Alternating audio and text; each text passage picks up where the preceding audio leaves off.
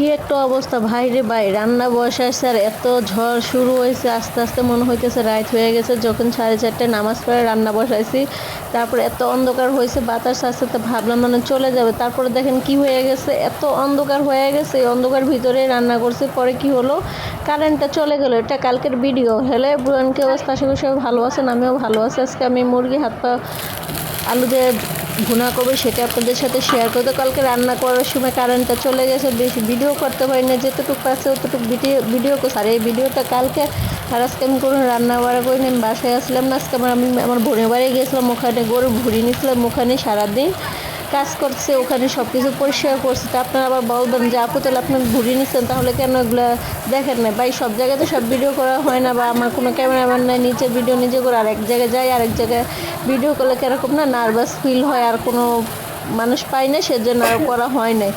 তো আস্তে আস্তে সব কিছু শেয়ার করবো আপনাদের সাথে। আর এমনি আমার যেহেতু মন মানুষটা ভালো না, সবাই যে ঈদের মধ্যে সবাই আনন্দ করতে বাড়ি চলে যাইতেছে, আর আমার দেখেন কি অবস্থা, আমার আর কোনো যাওয়ার জায়গা না। আমি এই যে 4 দেওয়ালের মাঝে, 4 দেওয়ালের মাঝেই। তো যাই হোক, কালকে আমি একটা মনে মনে আশা করছি, এই আশাটা যাতে আমার পূরণ হয়। সবাই আমার আশাটার জন্য দোয়া করবেন। যদি সফল হয় তাহলে আপনাদের সাথে শেয়ার কর, যদি সফল না হয় তাহলে তো আপনাদের সাথে শেয়ার করে আমি লজ্জা পাবো, তাই না?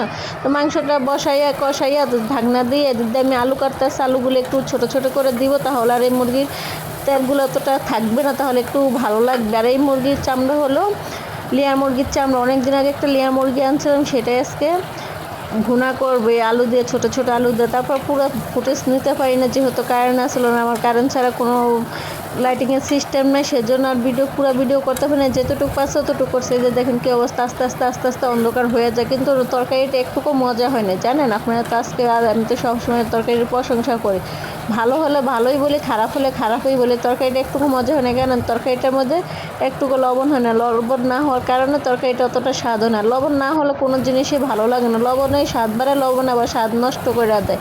পরিমাণ মতো লবণটা দিলে তাহলে তরকারিটা স্বাদ বাড়ে বা কমে, সেজন্য তরকারিটা তেমন একটা মজা না। পরে আবার একটু লবণ দিয়ে জাল দিই, তারপর মজা লাগে না। যখন যেটা দেওয়ার দরকার তখন যদি সেটা না দেয়, পরবর্তীতে দিলে গুলো ওই স্বাদটা আসে না, ওই টেস্টও আসে না। তো যাই হোক, কথা বলতে বলতে অনেক কথাই বলে ফেলাইছে। আর সবার জন্য আমার অগ্রিম ঈদের শুভেচ্ছা রইল। আর আমার জন্য সবাই দোয়া করুন, আমি যে উদ্দেশ্য নিয়ে মনে মনে রাখছি সেই উদ্দেশ্য যাতে আমি সফল হতে পারি। আর আমার ভিডিও যদি ভালো লাগে অবশ্যই একটু আপুর ভিডিওটা শেয়ার করে দিবেন। আর আমাকে যদি কেউ একটু গাইড করতে চান, বা কেউ সাথে আমাকে একটু কাজে যুক্ত করতে চান, তাহলে আমার সাথে একটু যোগাযোগ করুন প্লিজ। আমার এই জিনিসটা হলে আমার খুব উপকার হয়। আমি খুব একটা অসহায় একটা মেয়ে, খুব অসহায় একটা নারী, আমার পাশে দাঁড়ানোর মতো কেউ না। যদি আপনারা কেউ আমার পাশে একটু দাঁড়ান বা আমার একটু সহযোগিতা করেন, তাহলে আমি খুব সফলভাবে আগাতে পারবো।